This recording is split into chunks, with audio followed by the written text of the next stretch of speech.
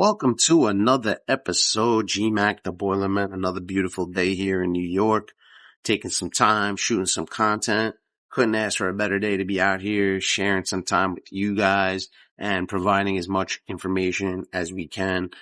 We keep getting new comments and we appreciate all the new subscribers to the channel, man. It's been helping us a lot. It's really cool to see the growth of this thing. Kind of started like not knowing where it was going to go. And then slowly it started to pick up and here we are, again, we're not in the thousands. We're far from where we want to be. If you haven't subscribed yet, you know what to do. Hit that button. If you haven't liked yet, smash it. If not, wait till the end and smash it then. Whatever you want to do. It's okay. It's free. So do it for us. But it is greatly appreciated, man. And we enjoy these moments and I enjoy taking the time to talk about different topics with you guys. That's near and dear to my heart. So in our particular business, and in New York City, we only operate on two fuels. So we operate on natural gas and we operate on fuel oil. They're phasing out number 4 oil and it's really only going to be number 2 in natural gas very, very soon. If it hasn't happened already, somebody can correct me if they think otherwise. So you really only have 2 fuel options. So if I am, so the topic really is going to be about if you're purchasing a new building, a new property, kind of what I would look for, what's cleaner. Maybe the answer is obvious. But it may not be so obvious to you. So stick around. Let's talk about it. So when it comes to fuel, what would I be looking for? Well, compare the 2 fuels to each other. And I'll compare them this way. To me, natural gas is a cleaner, option. Okay. It's a little bit easier. The maintenance is nowhere near what the maintenance is on fuel oil. So we can go through pros and cons. Pros of gas are a cleaner fuel, less service calls probably.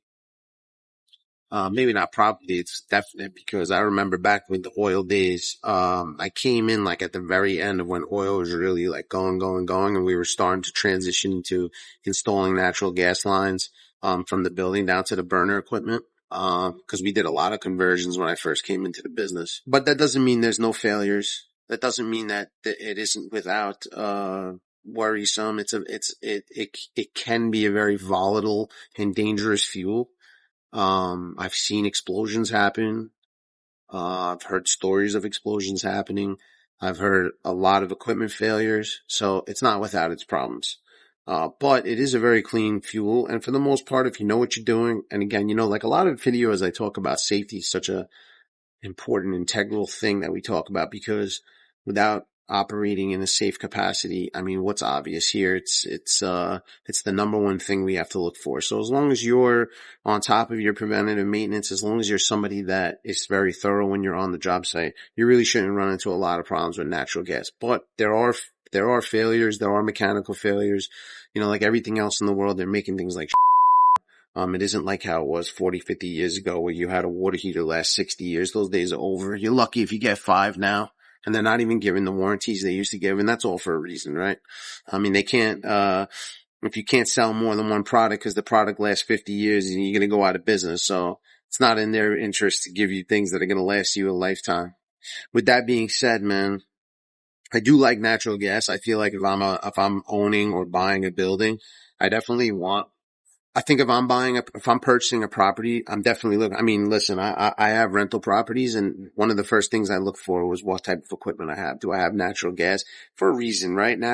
One of the other pros of natural gas that I like compared to like an oil is that natural gas is not going to run out in the street. Now they may have problems in the street and that has happened, but you're not going to run out. Where oil, you have a tank, you fill a tank. If you use the oil in the tank and you're not, maybe prepared or knowledge enough in how much oil the equipment uses, which when you first buy the building, it's probably going to be a little bit of a learning process of how much fuel oil you're burning and how often you're going to have to fill your tank. But like in our business, you're dealing with 3,000, 5,000, 10,000 capacity tanks. So yes, it's a lot of oil, but you also don't know what kind of equipment you're burning, how fast it's going to burn through that fuel. So I'm looking for natural gas. Now, with that being said, the way New York City is, the city's gotten a little bit crazy with the natural gas. So I'm also looking to see if it has that backup fuel being fuel oil. So now let's talk about fuel oil. Fuel oil is a great component. It's a great element that's being used in these buildings. The biggest problem is the maintenance. Okay. But if you have maintained equipment, same thing. It's very similar.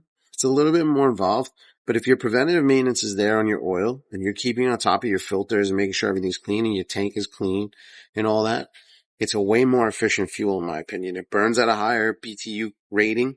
So in a way, you're kind of using less of that fuel as opposed to the other fuel to heat the building, and it'll heat it a lot quicker. You're burning at natural gas. It's like, I forgot the numbers, but I mean, a lot of this shit changed. I'll be honest, because, years ago on fuel oil, it used to be about 140,000 BTU per gallon, but now they've been putting this additives in it, biofuel, I think it's called, because they want it to burn cleaner. And so now, 140 might be 120,000 BTUs. Don't quote me on those numbers. I'm going off memory. But the BTU content is still greater than that natural gas. So it's going to give you a little bit more of efficient burn. But again, there is a lot more maintenance involved. So I would say, like, right now, I'm still leaning towards natural gas, but it doesn't mean that oil is not a good option. The biggest problem, again, that I see with oil is these buildings that decide they're not going to do a lot of maintenance. And then, yes, as time evolves, equipment breaks down, valves break down, filters are not serviced, then the nozzle breaks down and it become a mess. But if you're regularly doing service, and it, like, my opinion on fuel oil, we should probably be servicing twice a year. I wouldn't do it annually, maybe doing it every 6 months. That being said, with the biofuel, the only thing with the biofuel is it does keep it a little bit cleaner, but it also has created more problems because the seals in the pumps are blowing. The filter, gaskets are not holding up the way they used to. It's kind of like eats right through it. I'm really just doing a video now on how much I like natural gas more. But it doesn't mean that I don't like fuel oil, and we service fuel oil all the time. But it's really become like probably 90% on the backup fuel side for us, as opposed to the primary fuel source. I think the building I'm going to look at tomorrow, which is a new client, is fuel oil only. They claim they have natural gas, but that would be a conversation for another day.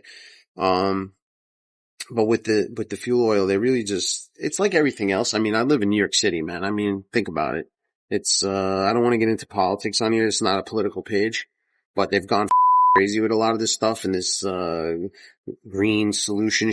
Like, I'm all about it. Everybody wants to do their part for the planet, but a lot of the things they're doing are causing more problems than they're really helping the situation, especially on our end. I can't speak to everything.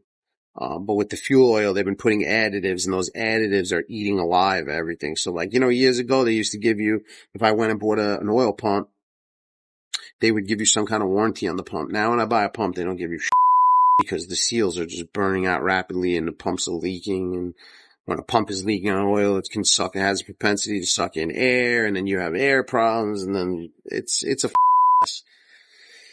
But again, I still think it's a good option for a fuel. And because the city's been going in now and they find a little tiny, natural gas leak, they shut the gas off. And then if you don't have an option for a secondary fuel, you're again, going back to the conversation of what I'd be looking for, I would be looking for a dual fuel equipment. I would like to have something that has natural gas as my primary, even though the burners are not set up that way, but I would like my natural gas to be my primary fuel, and I'd like to have a backup fuel of fuel oil. Again, we don't do propane in the city.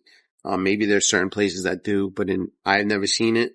In my years doing this, it's usually, an option between those two things. They're starting now with heat pumps and stuff, electrical, but we're talking big buildings, and that's going to happen for a long time. They can push it all they want, but it's not reality. What is reality is natural gas, and coming down to the wire now of just having number 2 fuel, which is a thinner viscosity.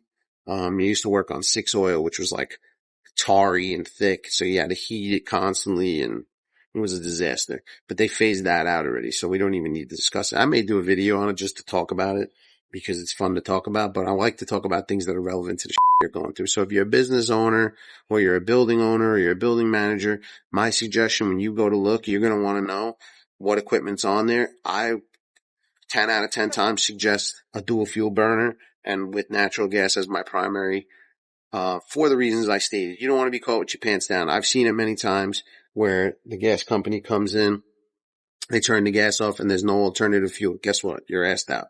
Yeah, we can still fix the problem, but it may take days. So basically your building could be without heat or hot water for days, if not weeks, and sometimes months. And then you're going to be forced to get a trailer. And then if you get a trailer, I don't even want to get into the cost of a trailer. You get the point of what I'm trying to say. So I'd first and foremost be looking at dual fuel equipment.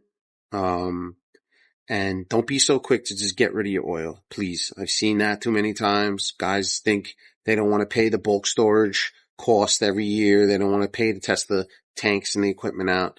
But the worst thing that can happen to you is they shut the equipment off on gas and you have no alternative fuel. So please, please, please, I implore you, stick to both fuels. Dual fuel all the way. And if I have to choose one or the other, sorry, but I'm picking natural gas. And that's just for efficiency. Now, if you're worried, then I would pick fuel oil because at the very least, you just have to maintain the equipment more. But you'll always be able to get it, and they're not going to shut your whole building down because of it. They can't just shut the flow from the street. And you can always upgrade. So I hope you got something from this, man. Like I said, I'm just telling you my own perspective, and these are my opinions.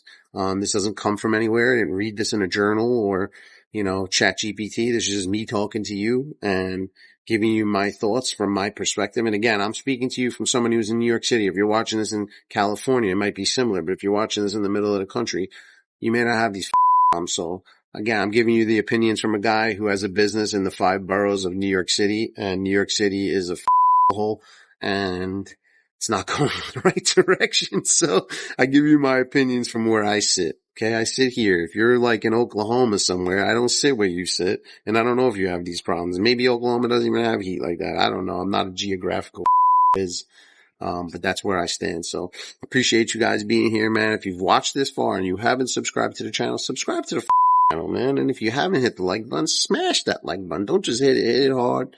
Give us some love. Push the algorithm up. It is free.